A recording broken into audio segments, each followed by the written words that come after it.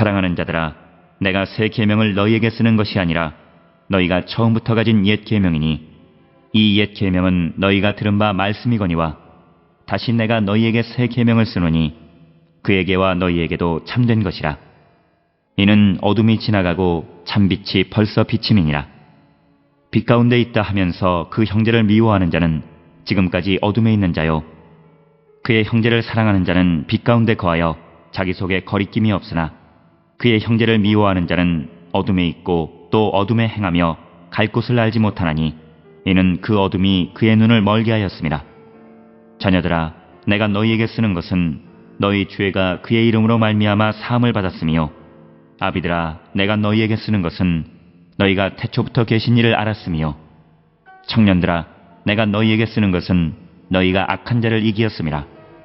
아이들아, 내가 너희에게 쓴 것은 너희가 아버지를 알았으며, 아비들아, 내가 너희에게 쓴 것은 너희가 태초부터 계신 이를 알았으며, 청년들아, 내가 너희에게 쓴 것은 너희가 강하고 하나님의 말씀이 너희 안에 거하시며 너희가 흉악한 자를 이기었음이라. 이 세상이나 세상에 있는 것들을 사랑하지 말라. 누구든지 세상을 사랑하면 아버지의 사랑이 그 안에 있지 아니하니, 이는 세상에 있는 모든 것이 육신의 정욕과 안목의 정욕과 이생의 자랑이니 다 아버지께로부터 온 것이 아니요 세상으로부터 온 것이라. 이 세상도 그 정욕도 지나가되 오직 하나님의 뜻을 행하는 자는 영원히 거하느니라. 오늘 우리가 함께 읽은 요한일서 2장 7절로부터 17절까지의 말씀은 우리가 잘 아는 옛 계명과 새 계명에 관한 그런 말씀이고, 이 부분은 크게 두 부분으로 나누는데 7절부터 11절에서는 새 생명에 대해서 언급하고 있고, 이어지는 12절로부터 17절에서는 그리스도인들이 세상과의 어떤 관계를 맺고 살아야 하는가라고 하는 것을 언급하고 있는 그런 말씀이 되겠습니다. 특별히 오늘 주시는 이 요한일서 2장 7절로부터 이 11절까지 말씀에서는 이제 그 새 계명이라고 하는 그 새 계명과 옛 계명을 대비시키면서 이제 우리가 새 계명 안에 있는 사람들은 어떤 사람인가라고 하는 것을 우리에게 강조하고 있는 것이 오늘 우리에게 주시는 본문의 말씀이 되겠습니다. 따라서 7절, 8절에 사랑하는 자들아, 내가 새 계명을 너희에게 쓰는 것이 아니라 너희가 처음부터 가진 옛 계명이니 이 옛 계명은 너희가 들은 바 말씀이거니와, 이렇게 언급하고 있는 그런 말씀으로서 이제 그 요한 사도가 언급하고 있는 것이 새로운 계명이 아니라 이미 너희들이 가지고 있는 것과 같은 것이다, 이렇게 언급하고 있습니다. 그러면서 이제 처음부터 가진 것이다, 이렇게 언급하는데, 이것은 요한 1서 2장 24절에 보게 되면 너희는 처음부터 들은 것을 너희 안에 거하게 하라. 처음부터 들은 것이 너희 안에 거하면 너희가 아들과 아버지 안에 거하리라 라고 하는 말씀이 있고, 그리고 또 요한일서 3장 11절에 보면 우리는 서로 사랑할지니 이는 너희가 처음부터 들은 소식이다. 그래서 이제 사랑에 관한 계명은 새 계명이 아니라 처음부터 가졌던 그런 말씀이다 라고 하는 것을 언급하고 있는 것이고, 오늘 주시는 본문에서 이 새 계명이라고 하는 것은 예수님의 방식으로 설명하는 계명, 이런 의미가 되겠습니다. 우리가 흔히 그래서 이제 예수님의 방식은 전에 있지 않던 방법이기 때문에 이것이 전혀 새롭다라고 하는 그런 것이지만, 그러나 기독교 안에서 새로움이라고 하는 것은 그것은 곧 예수님의 방식으로서 새로움이다라고 하는 것, 이것을 우리가 잊지 말아야 된다라고 하는 것이고, 따라서 8절에 다시 내가 너희에게 새 계명을 쓰노니 그에게와 너희에게도 참된 것이라. 이는 어둠이 지나가고 참빛이 벌써 비침이다. 이렇게 언급을 하고 있고, 그래서 우리에게 이 세 계명은 예수 그리스도로 설명되어질 수 있다. 그래서 어둠이 지나고 참빛이 벌써 비쳤다 이렇게 언급하고 9절에 빛 가운데 있다 하면서 그 형제를 미워하는 자는 지금까지 어둠에 있는 자다. 그래서 요한서신에서 강조하는 것 중 하나는 우리가 하나님의 은혜를 입고 예수 그리스도 안에 있는 성도의 구체적인 삶의 모습은 형제를 사랑하는 것이다 라고 하는 것. 그래서 누군가가 형제를 미워한다면 그는 아직까지 어둠에 있고 아직까지 예수를 영접하지 못한 것이고 죄악 가운데 있는 것과 똑같은 것이다. 이렇게 설명하고 있는 것이 오늘 주시는 본문의 말씀이 되겠고 그래서 우리가 요한일서 4장 20절에서도 누구든지 하나님을 사랑하노라 하고 그 형제를 미워하면 이는 거짓말하는 자다 이렇게 언급하고 있고 또 우리가 잘 아는 디도서 3장 3절에 있는 말씀에 우리도 전에는 어리석은 자요 순종하지 아니하는 자요 속은 자요 여러 가지 정욕과 행락에 종노릇한 자요 악독과 투기를 일삼은 자요 가증스러운 자요 피차 미워한 자였다. 그래서 과거의 삶의 모습은 서로 미워하는, 서로 가증하게 생각하는, 사랑하지 않는.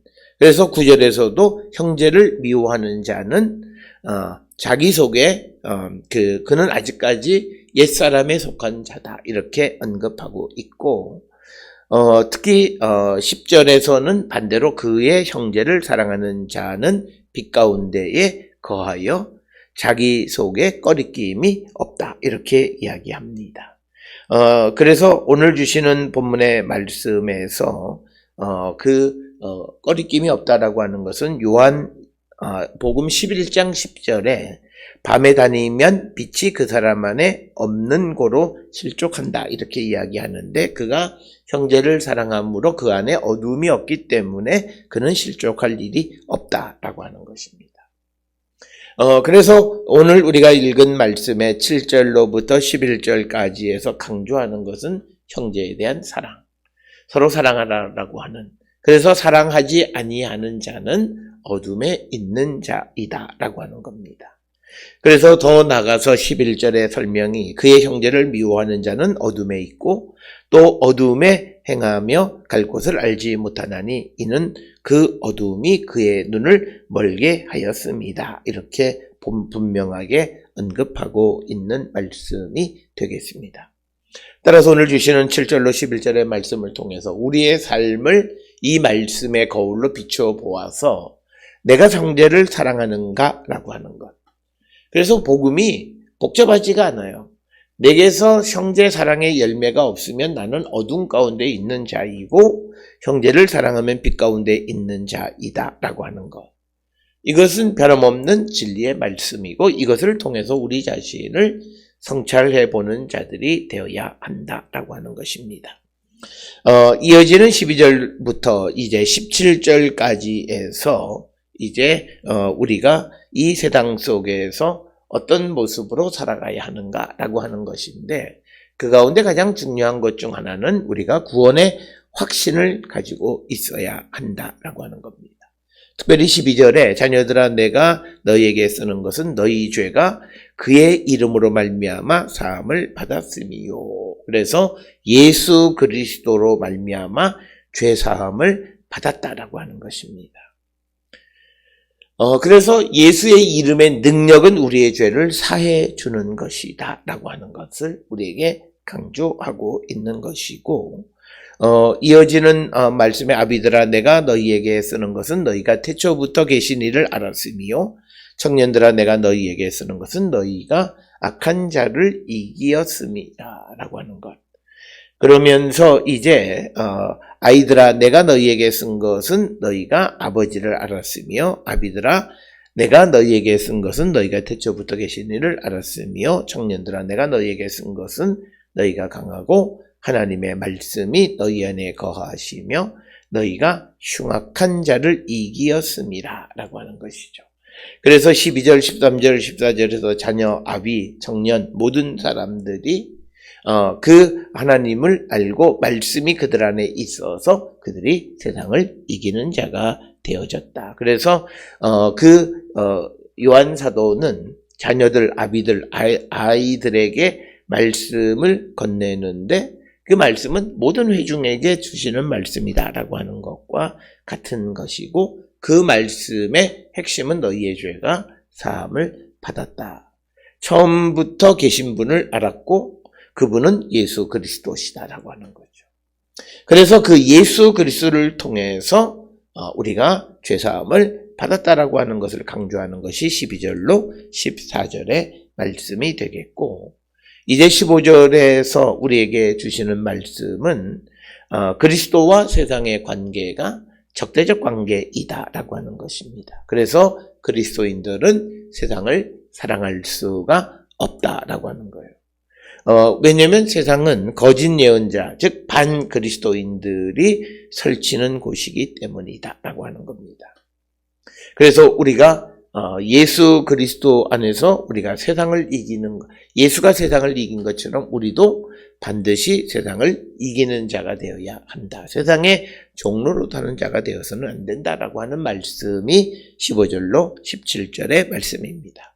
그래서 15절에 이 세상이나 세상에 있는 것을 사랑하지 말라. 누구든지 세상을 사랑하면 그 아버지의 사랑이 그 안에 있지 아니하다. 이렇게 단언적으로 말하고 있고 이 세상에 있는 모든 것이 육신의 정욕, 안목의 정욕, 이생의 자랑이니 다 아버지께로부터 온 것이 아니요 세상으로부터 온 것이다. 이렇게 분명하게 말하고 있습니다. 그래서 이제 16절에서 특별히 이 세상의 가치의 척도를 세 가지로 표현하는데 이생의 자랑은 삶의 허풍, 자만 뭐 이런 것을 이야기하는 것이고 이런 것들은 금방 지나가 버리는 것이다.